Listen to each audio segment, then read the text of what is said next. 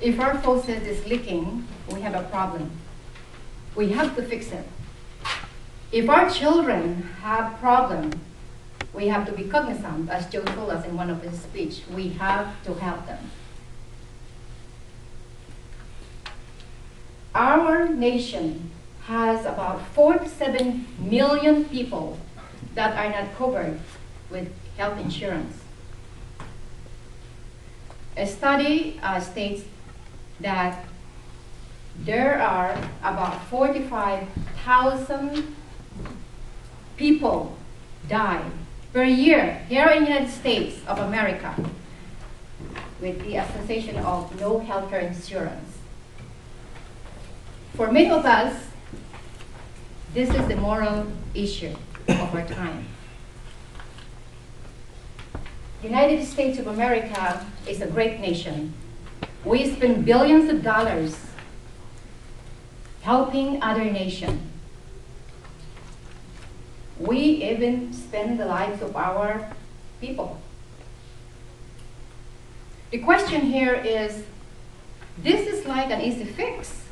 If we spend billions of dollars helping other nations, why can't we not help our people here? Is it because of politics? Is it because our politicians are paralyzed or blind because perhaps they have loyalty on this big, wealthy healthcare insurance company? Or perhaps we don't want to change. People sometimes doesn't want to change. In our case right now, they will say, oh, we have 47 million people that doesn't have insurance. If we change, probably we will have 100 million people without insurance.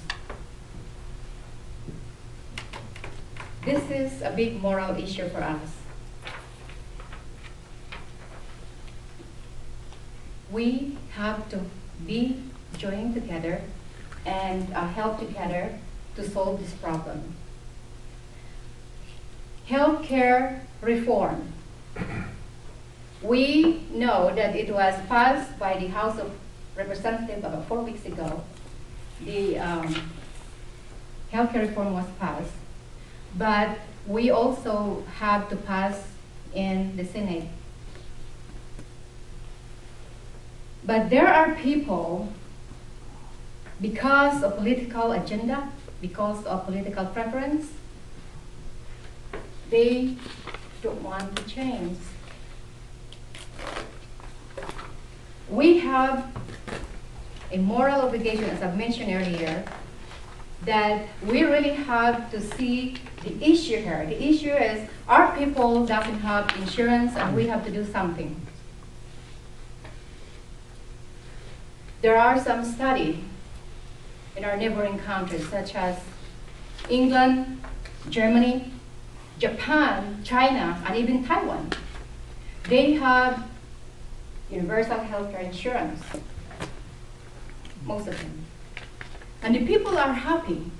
They can go to the hospital, they can go and see their doctor without any additional cost. Their mortality rate is low compared to the United States. We, as the citizens of the United States, has to perhaps talk to our senator, because again, as I mentioned earlier, it was passed already by the House of Representatives. And I was really surprised because one of these Republican, only one Republican, I'm so sorry, we have our own preference, Democrats and Republicans. But I don't want to really tell you who to vote, or because you have your own preference. But I really appreciate this one Republican. His name is Representative Cow. He is a Republican, but he stood up and he said, my people in Louisiana are really poor, and regardless of my preference politically, I have to help my people. And if he will, if he will run for president, I probably will vote for him. Because this is the type of person that we really have to put in our government.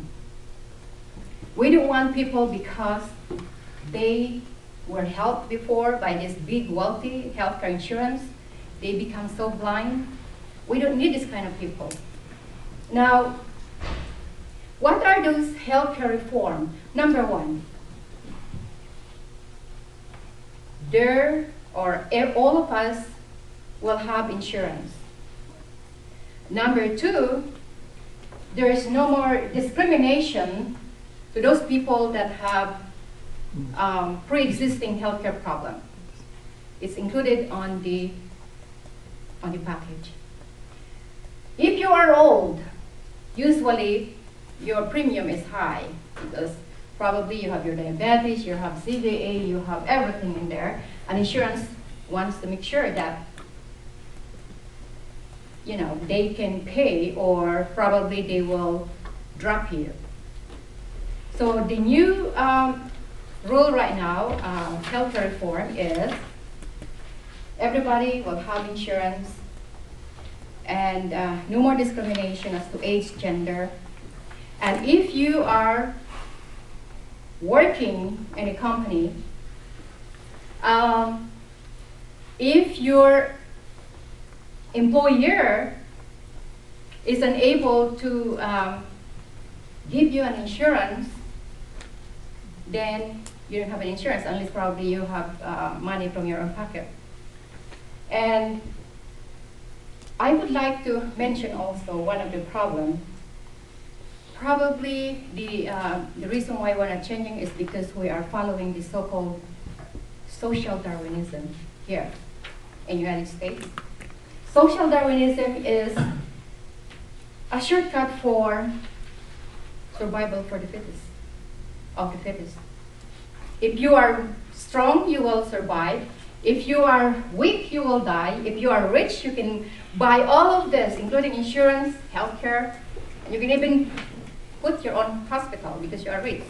If you are poor, on the other hand, you cannot get insurance because you are poor. You are miserable. Even if you are in the middle part, you have your job, but if your employer cannot afford because of the high premium, you will not have insurance. So, ladies and gentlemen, I really believe that healthcare reform should pass under the Senate.